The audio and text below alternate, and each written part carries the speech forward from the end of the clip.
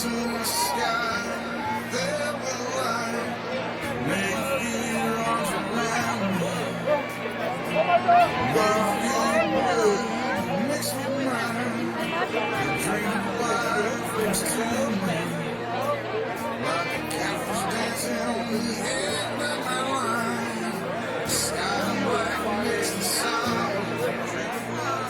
Sky blue, sky tears. Sky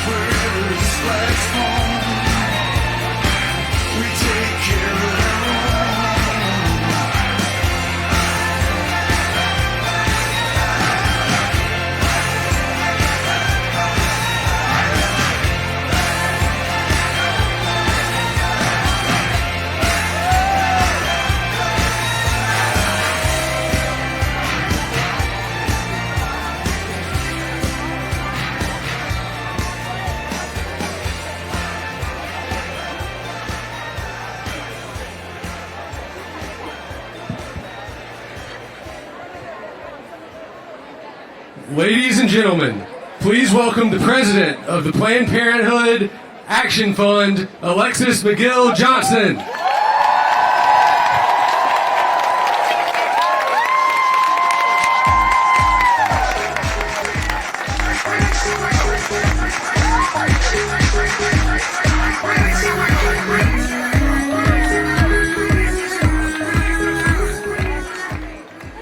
What's up, North Carolina? I am so excited to be here. First of all, I want you to know my North Carolina roots run deep. My grandmother, my mama, my family, everybody is down in North Carolina, and I am so honored to be here to represent Planned Parenthood, but also to come to where the fight is. If you are here because you are standing up for freedom, make some more noise. If you believe that politicians should stay out of a doctor's office, let's get loud.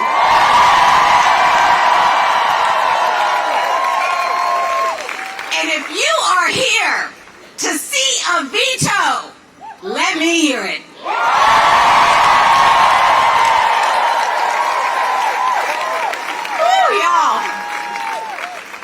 I'm not gonna lie, we are living in a moment right now. A moment. It has been 10 months since the Supreme Court took away our power to control our bodies and gave it to the states. 1 in 3 women, trans, and non-binary people can no longer get access to the care at home. There are abortion bans in 19 states, and in just the last few weeks, we have seen North Dakota, Florida, they continue to come. They are not stopping. They are doubling down. And even here in North Carolina, politicians pushed through a sweeping abortion ban in just 48 hours.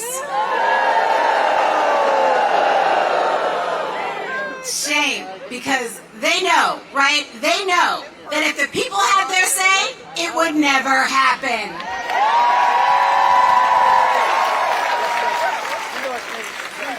So instead, they just decided to disregard the democratic process, right? Disregard the people, ignore your voice. They have come for your freedom, for your bodies, for your lives, and for your futures, and they are playing the long game for power and control, but we will not let that happen.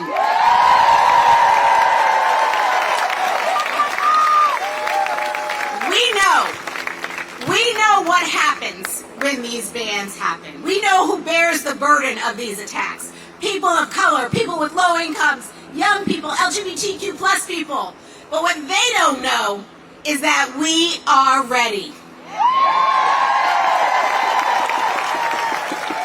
And that's because we don't get ready, we stay ready. All of you, we're ready to come out today to show these politicians that we won't back down. The people of North Carolina are ready to rise up and demand their freedoms, and today Governor Cooper is ready to veto this bill.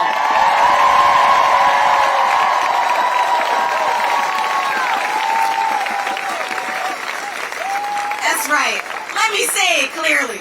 We are in a moment, make no mistake, but you are the momentum. Your fight, your advocacy is powering this moment right now. You are showing up, you are getting loud, you are being fierce advocates for freedom. You have shown up that we won't back down from a fight at every turn. We are going to continue to fight until we are able to expand our rights.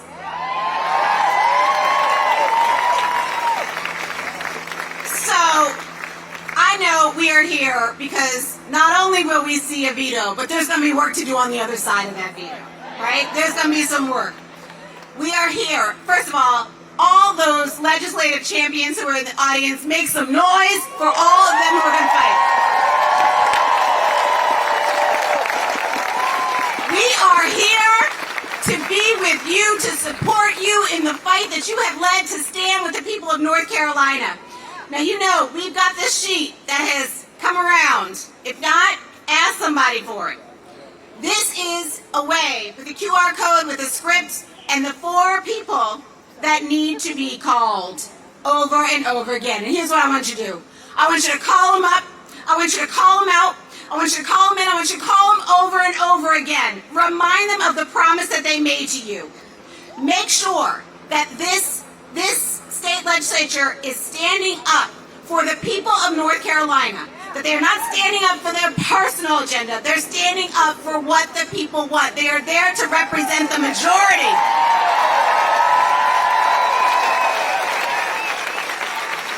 Let's make sure they know that if they don't, we are ready.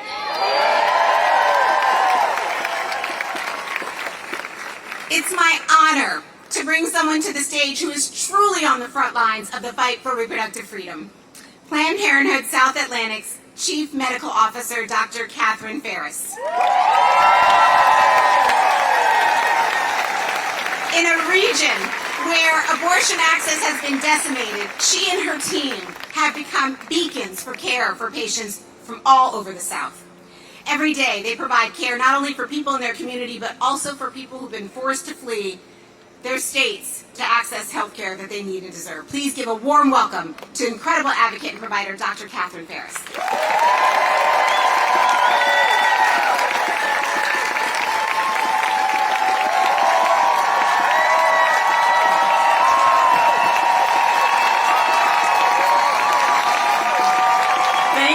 Thank you all for being here this morning.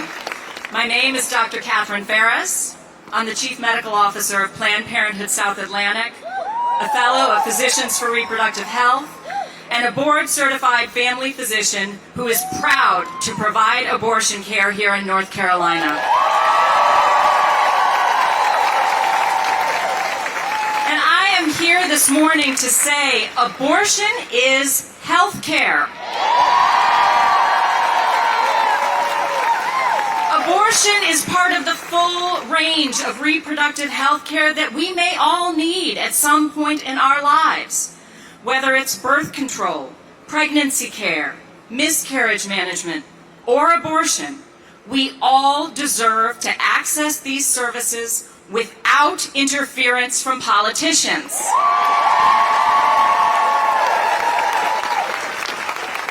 I see patients every day who already have a difficult time getting abortion in this state.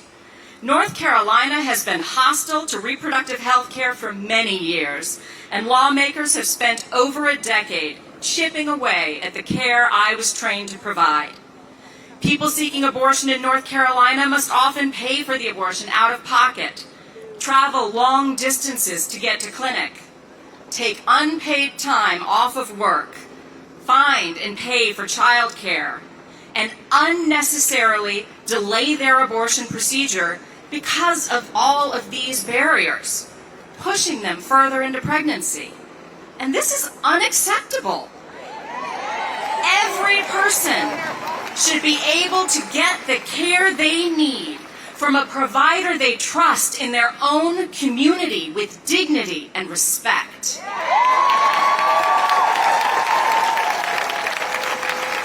Senate Bill 20 is a dangerous, sweeping piece of legislation that will ban abortion after 12 weeks of pregnancy, but significantly limits medication abortion and makes it much harder to get an abortion even very early in pregnancy.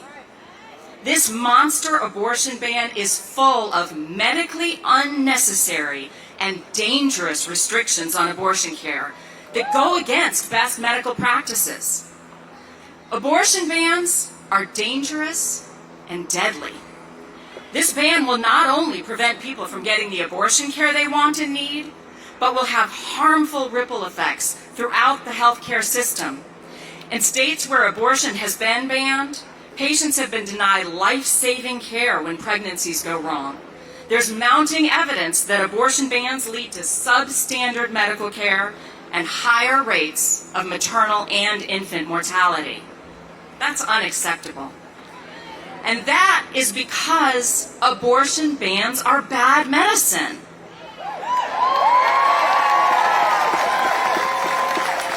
create a chilling climate that ties the hands of doctors, interferes with best medical practices, and puts patients in dangerous situations. Like all abortion bans, SB 20 will especially harm people who live in rural areas, people working hard to make ends meet, and people who historically lack access to affordable health care, like people of color, young people, and people who are LGBTQ+. My patients should be able to make the decision that's right for them.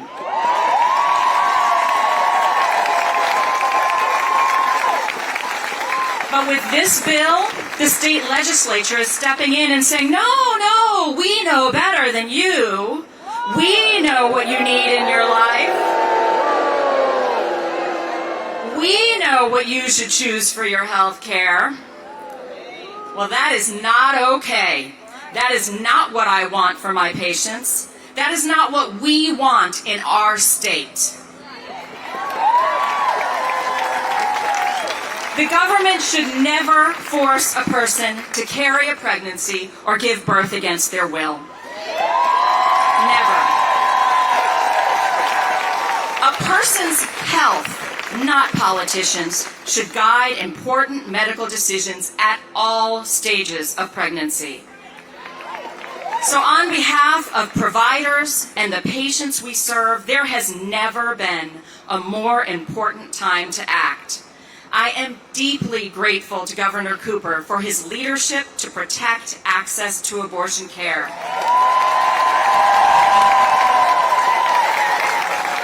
Thank you, Governor.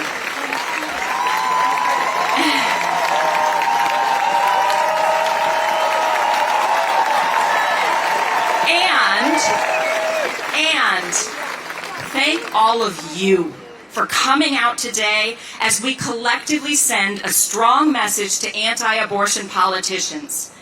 Keep your bans off my body. Thank you.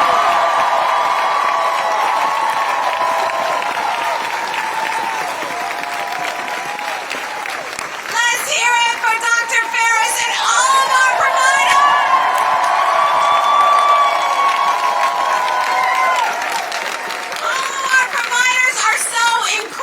Unapologetic about making sure that we have access to care. Whew. Thank you. It's not just abortion bans that hurt people. The stigma around abortion is so toxic and so judgmental and so deeply rooted in this country. Stigma uses guilt and fear to silence people who need care. It fuels the hatred of those who think they know better about what we should do with our own bodies. Every day, everywhere, we see patients facing protesters who shame and berate them for their personal health care decisions. That is why I am so glad they have someone like Miss Tina to meet them.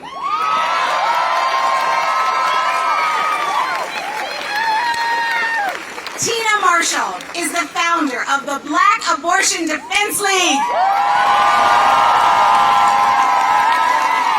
a Black-centered grassroots group of clinic defenders that offer support and encouragement to abortion patients on the front lines. Let me tell you something. If you haven't seen a superhero, you've seen it in Miss Tina. Miss Tina, come on up.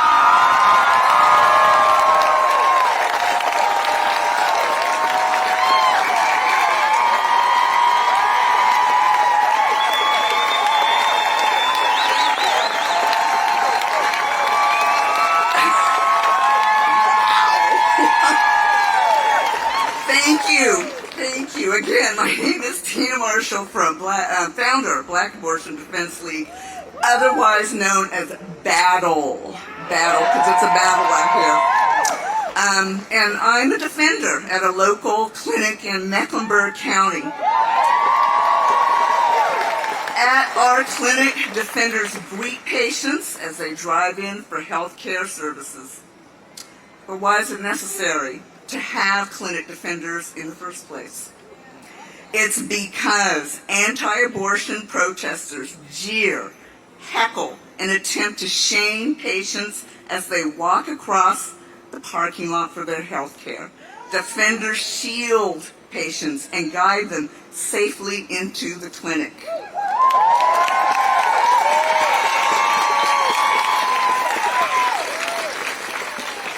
So imagine driving into your doctor's office and having complete strangers block your car with their bodies in an attempt to keep you from getting to your appointment. Imagine walking into the office building and being screamed at and called horrible names through a megaphone and amplifiers. Imagine having another person who you don't know, who's not part of your family or your life, tell you they know better and that you don't deserve to have control over your body. It's happening, y'all. This is what happens at clinics every day, and this is what patients face when they arrive for their health care. I've been defending at abortion clinics for 2.5 years. I've seen, not that long, I've seen people come from all walks of life come to clinics for this care. I've spoken to patients from North Carolina and patients from all across the South. Since last summer, I've seen more people arrive very tired after driving for 9 hours or more to get to a clinic. We know that the majority of people who have an abortion already have kids at home, and many of the patients I see have children with them when they arrive for their appointment. And y'all, some patients are children themselves, okay? They have all struggled to find a trusted person who can help them get what they need. They have struggled to scrape together enough money for gas, take time away from their jobs, and leave their homes just to get basic health care. It's not right. But the protesters, they don't care. They heckle them all just the same, including young people who are desperate to not be pregnant anymore. It's sickening. It is absolutely sickening. You know, where are my peeps? Yeah, they're right there. Yeah, we know. And this is what we are up against. This is what we are fighting on the ground, on the front lines. And that is 6 days a week, y'all. And we don't get paid like a lot of them. And since this monster abortion ban was introduced and passed by lawmakers, the anti-abortion protesters have increased their activities and they have become louder and more vicious. I remember a young woman drove up to the clinic with her parents. As the protesters descended on the car, and they swarm the car, the father shouted, "I'm pro-life, I'm pro-life." Later, after his wife and his daughter went into the clinic, he said his daughter had uterine cancer. And if she didn't have an abortion, she would die. He said he didn't want to give up the life of his child for the life of a fetus. And she already had 2 children at home, and the family felt this was the right decision. If this monster abortion ban goes into effect, people like this young woman will have limited options and could lose their lives. Y'all, we see this every single day, every single day. People like this young woman would have to make multiple trips to the clinic and would be forced to face the vicious protesters every single time. She'd have to first come for an unnecessary state-mandated consultation. It's kind of dumb. It is dumb. Wait at least 72 hours and then come back again for her actual appointment. How is someone who lives hours away supposed to do that? How are they going to pay for the gas? How are they going to pay for a hotel room? How are they going to make up for those lost wages from their jobs? It's going to be impossible for many. Y'all, I've seen a lot. And I've seen a lot of tears. Tears of joy, tears of anger, but most of all, tears of gratitude. our great state of North Carolina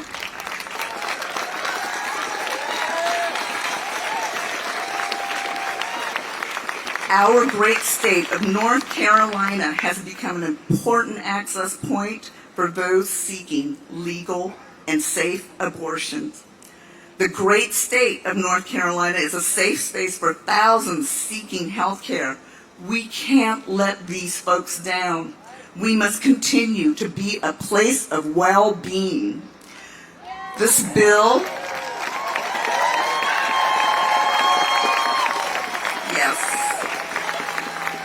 this bill is inhumane and it is dangerous. So I ask the legislators to sustain the veto so North Carolina can remain great.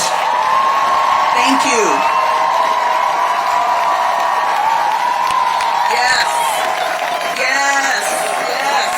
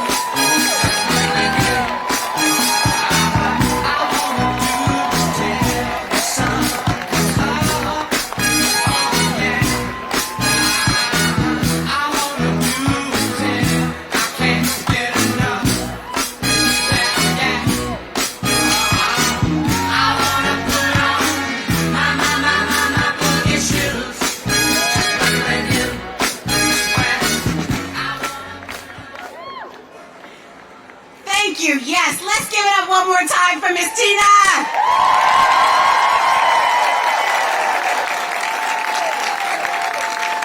Let's give it up another time for all our incredible providers.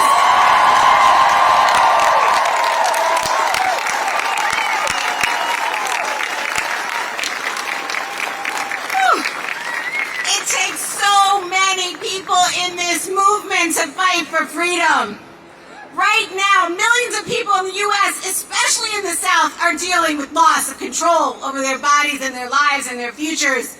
And our attorneys general are the critical partners in the fight for freedom because they determine how the laws are enforced. It is because you have an advocate like Josh Dodd. You have a fighter like Josh. It's because you have a warrior who understands reproductive freedom that it can even still exist in North Carolina. Josh fought for reproductive rights when he was in the state Senate. He is fighting for reproductive rights as Attorney General. He will never stop fighting for reproductive freedom in the future. Please give me a warm round of applause for Attorney General Josh Dodd.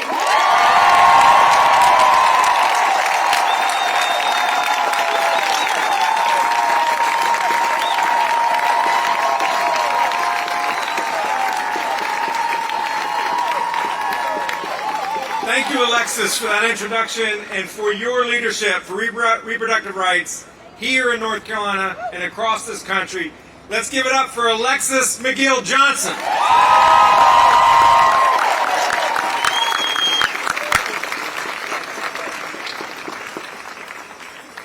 I want to thank each one of you for being here, because each one of you is a ray of light in what is otherwise a dark day for freedom in North Carolina. The Republican General Assembly does not trust the women of North Carolina to make their own decisions about their own bodies, their own families, and their own futures. These decisions are among the most personal that anyone ever makes.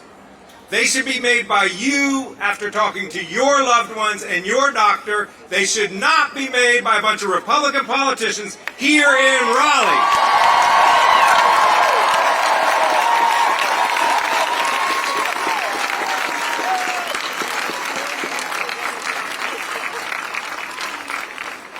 Yet that is exactly what this bill would do. Strip you of your reproductive freedoms. It imposes intrusive, burdensome, unreasonable requirements on women and providers to severely restrict all forms of abortion in this state. They know what they are doing is profoundly unpopular. That's why they are trying to trick you by saying this is about protecting the women of North Carolina, but we know it is about controlling the women of North Carolina.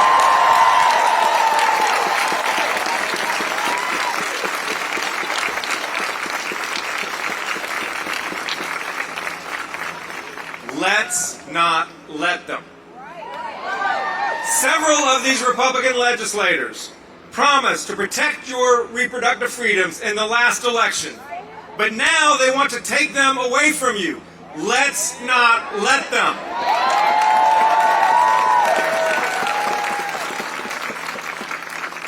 They drafted this monstrosity behind closed doors to silence your voices. Let's not let them.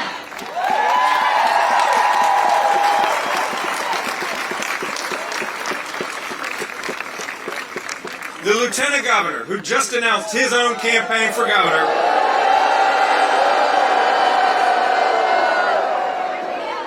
just a few weeks ago said that if he were governor with a willing legislature, he would pass a bill saying you cannot have an abortion in North Carolina for any reason. Let's not let them.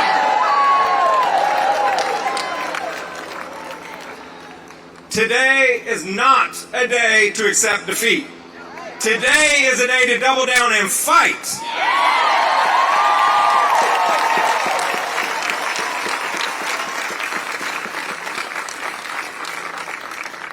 That is exactly what Governor Roy Cooper is doing.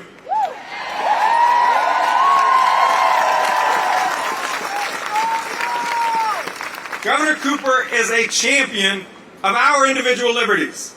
He has proven time and again that he stands with us and will protect our rights. And that's why he is going to veto this bill.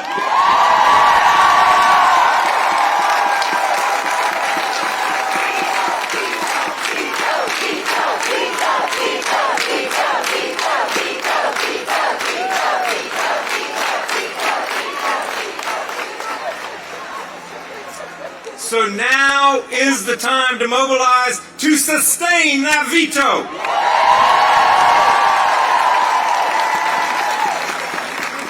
We must call every Republican member of the General Assembly and demand, do not take away our freedoms. We must email every Republican member of the General Assembly and demand, do not take away our freedoms. We must write every Republican member of the General Assembly and demand, do not take away our freedoms. We have to mobilize to defeat this legislation right now. But we also have to mobilize over the next 18 months because we have to win elections.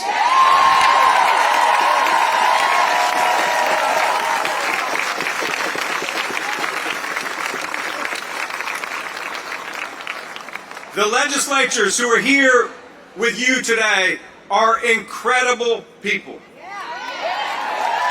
They are fierce advocates, fierce defenders of your rights. There is not enough of them. We must win seats in the General Assembly.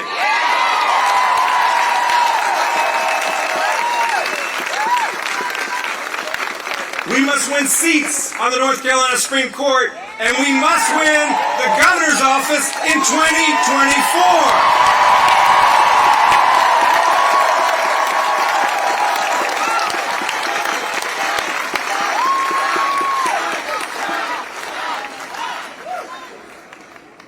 If we don't, they will completely ban abortion in North Carolina. We will not let them.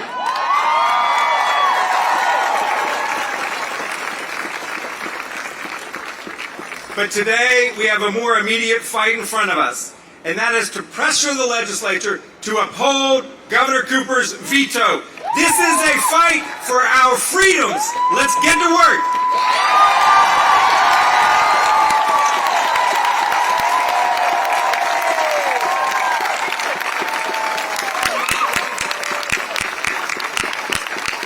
Let's give it up one more time for AG Justine!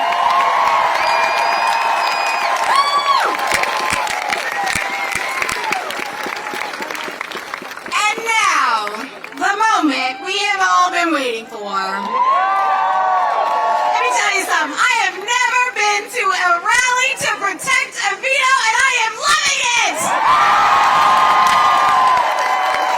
I'm loving it because I'm so excited to bring on an unwavering defender of reproductive freedom. When abortion is no longer protected on the federal level, it is up to state governments. It is up to governors to be our backstop.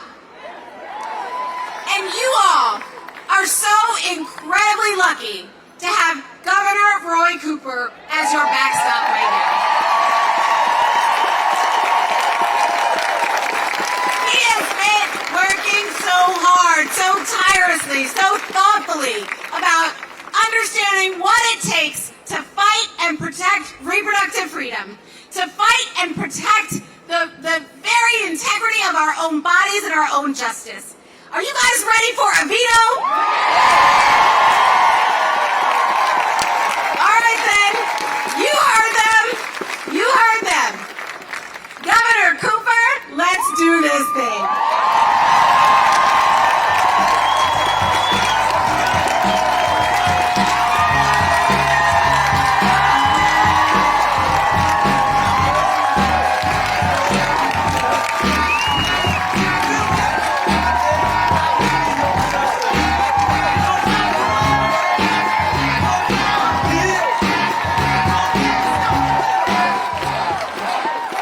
Hello, North Carolina! You know these rallies are happening all over the state. Thank you, Alex McGill Johnson, for your leadership of Planned Parenthood. Fantastic! Thank you, Tina Marshall, for your testimony. Thank you, Dr. Catherine Ferris, for the care you give your patients and for fighting for them today.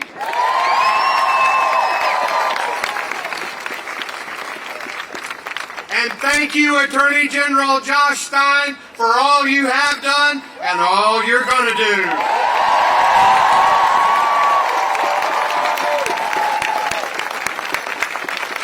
Are we ready to stop this ban? Well, I'll tell you what. If we have to stand up to keep fighting the battles of last century, there's no one I'd rather have on my side than every single one of you. Because when women's health is on the line, I will never back down. And I know you won't either. We have some really special leaders here today who've shown that they aren't backing down. I want to recognize the Democratic state legislators who are here today. Wave your hands and show them where you are, guys.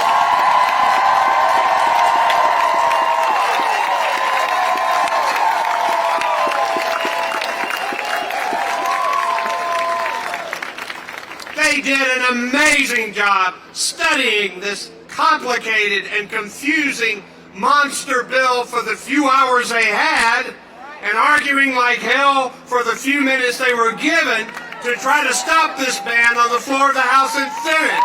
Thank you. We are grateful for you. And we're going to need every single one of them as we carry on this fight. Let's give them another big hand.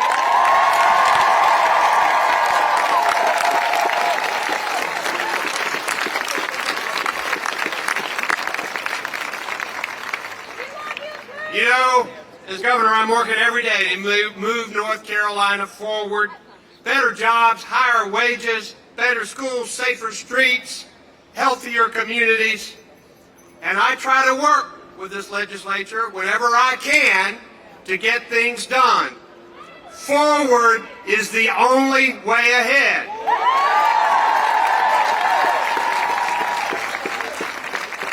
But I know one thing for certain. Standing in the way of progress right now is this Republican supermajority legislature that only took 48 hours to turn the clock back 50 years on women's health.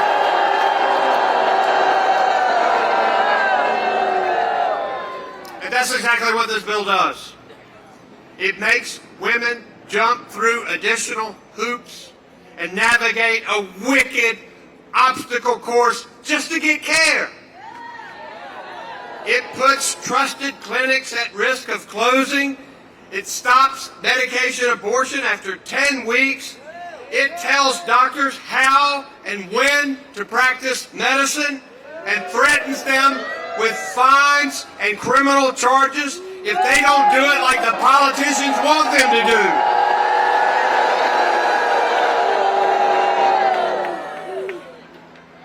They say they passed this bill because they care about the lives of children. Really? Really? Then why not invest significantly more to reduce infant mortality in the state?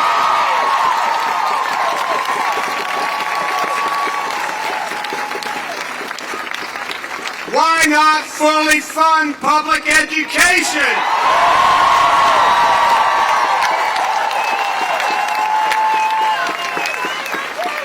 Instead of giving millionaires yet another tax break and paying for their children's private school voucher.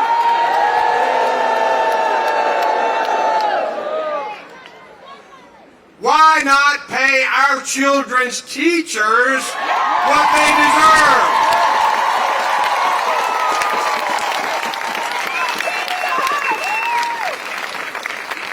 Why not pass common sense legislation that deals with the fact that gunfire has surpassed car accidents as the #1 cause of injury deaths for children in this state?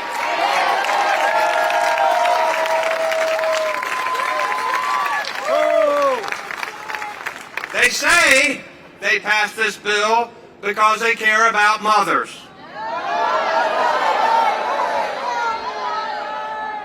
Then why not invest more in quality child care? So their children can learn and they can go to work. Why not invest more to reduce the number of women who die in childbirth? Why not equal pay for equal work?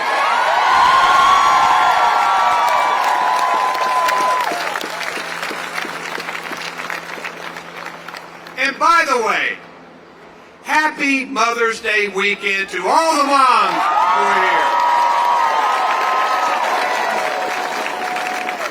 And especially our amazing First Lady, Kristen Cooper, who is here with us today.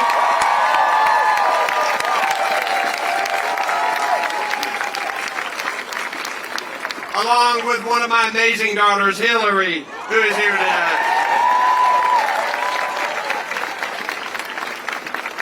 And I know my mom, the best public school teacher in the history of North Carolina, is looking down on us and smiling today. I know that she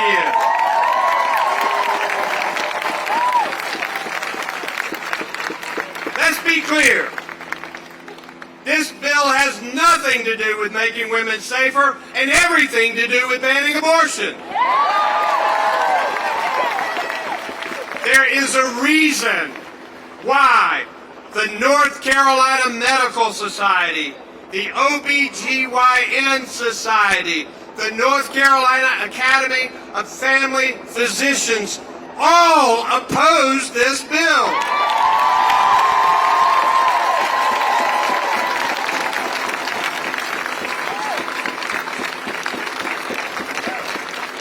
How about leave the medicine to the doctors and the decisions to the women?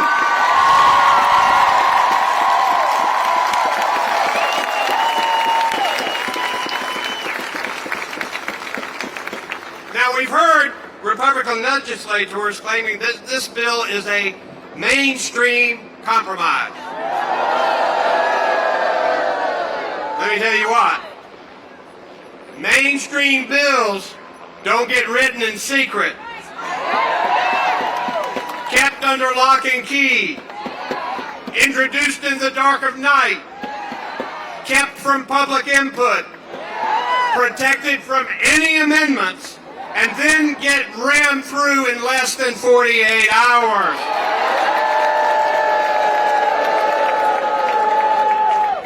Which is, by the way, shorter than the mandatory 72 hours they make women wait for health care after the first appointment.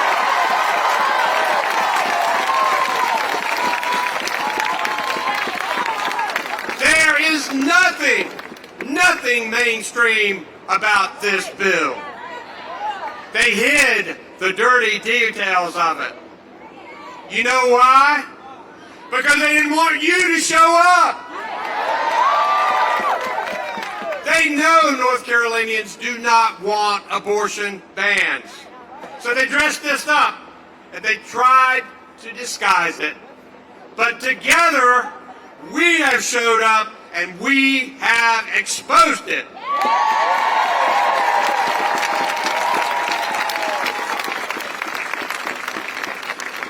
We have to stop this ban. So today, right there, I'm going to veto it.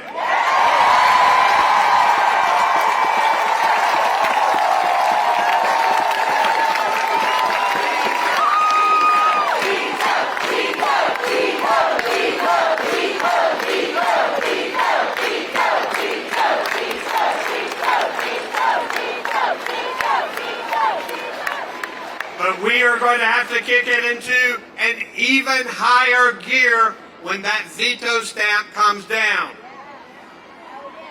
If just one Republican in either the House or the Senate keeps a campaign promise to protect women's reproductive health, we can stop this ban.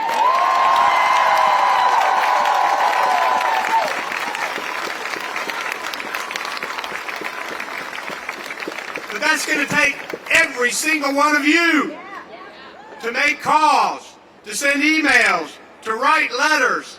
Tell them to sustain this veto. Tell them to ask the Republican leadership to stop it.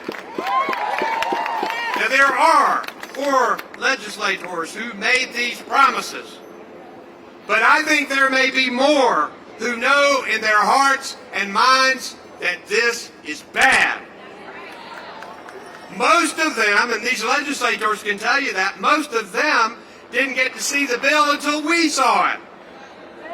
Some may not have realized how horrible this actually is.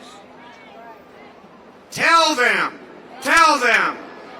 that we need to stop going back to the last century and move forward.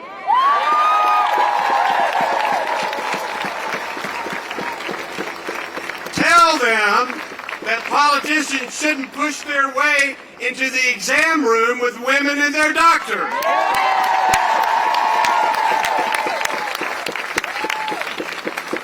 Tell them that women's lives depend on stopping this ban.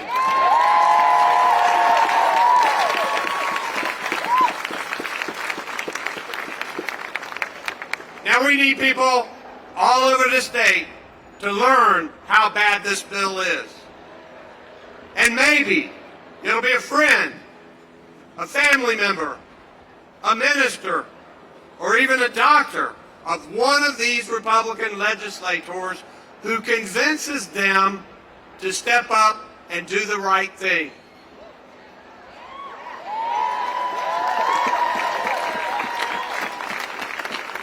If just one Republican follows his or her conscience, if just one Republican finds the courage, if just one Republican listens to doctors, if just one Republican is unafraid to stand up to the political bosses,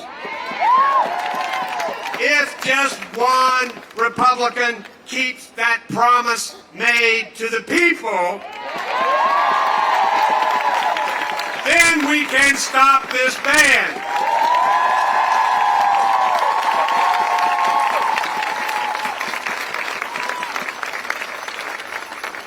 But first, this bad bill needs a return to sender.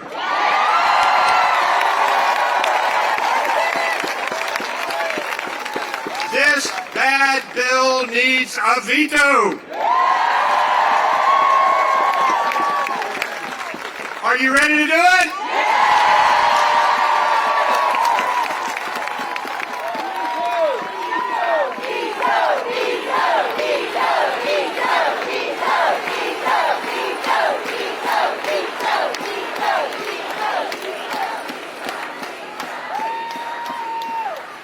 There are three things that I need to do. First, I need a veto message, an official veto message that I must sign. And I'm going to read it to you. This bill will create dangerous interference with the doctor-patient relationship, leading to harm for pregnant women and their families. With its medically unnecessary obstacles and restrictions, it will make abortion unavailable to many women, particularly those with lower incomes, those who live in rural areas, and those who already have limited access to health care. Therefore, I veto this bill.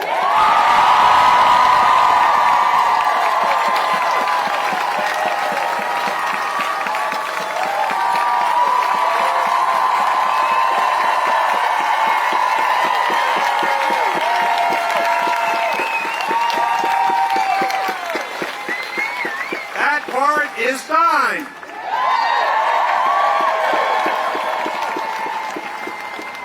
The second thing I need to do is give it the veto stamp.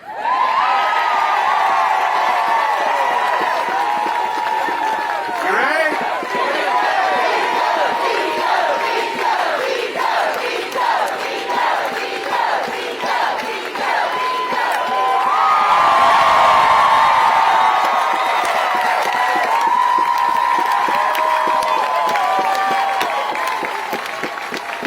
Veto stamp has been applied.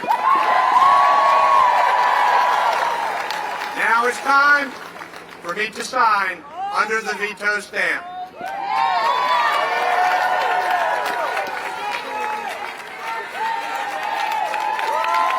We now have a vetoed bill.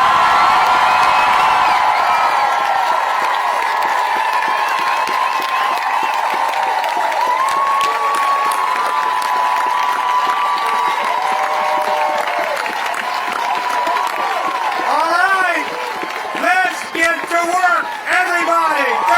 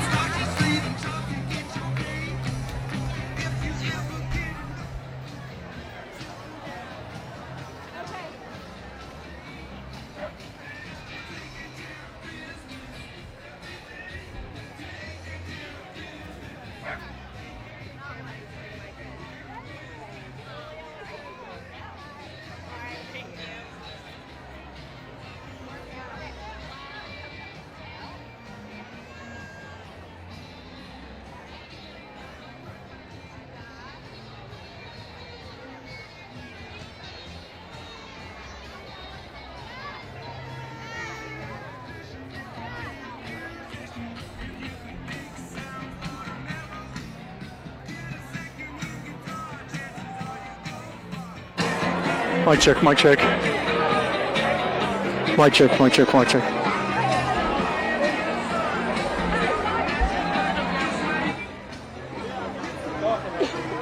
One, two, three, three, two, one. Okay. Let's go this way a little bit. Oh, right here? Right here. Can we interview one of you, both of you?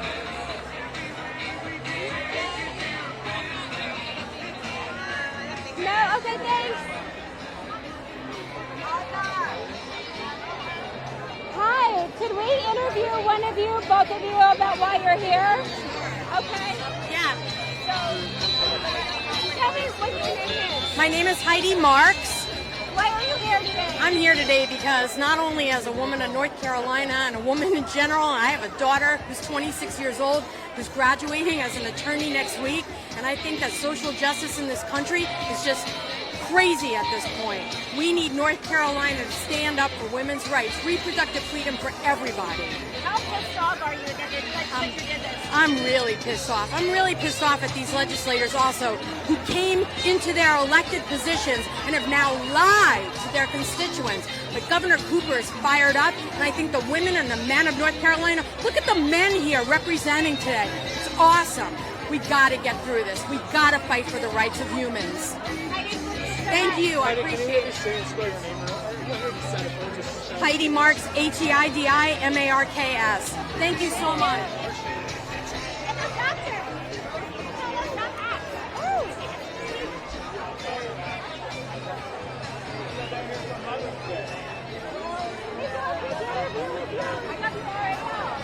Sure. What do you want to ask?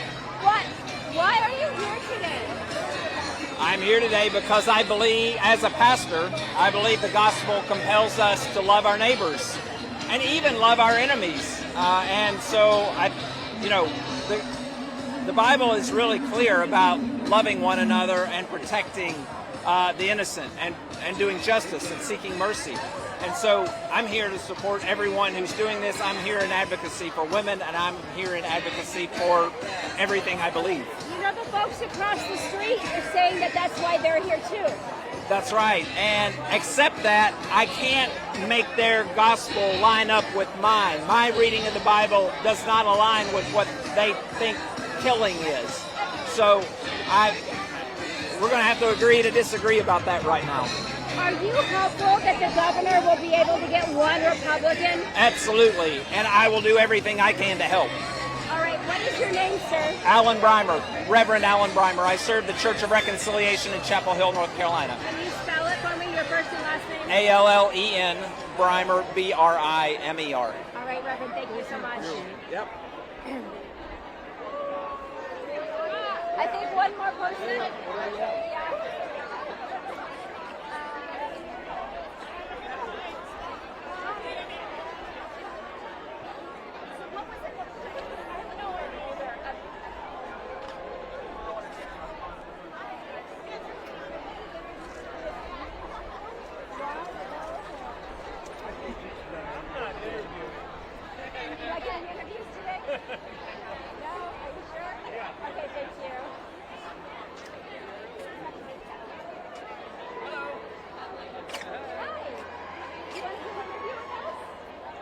I might not be the right one, but ladies? Okay. All right. Cool. All right. Oh gosh, who's we? It's WRAL, right? WRAL. Hot Yes, dog. I'm Shelly. No. I can't, I mean, I can, but I can't. Hi. So what is your name, first name, last name, spell both? Hi, Derek Eford, DEREK, from Cary. Why are you here today? To support my wife, my daughter, my nieces,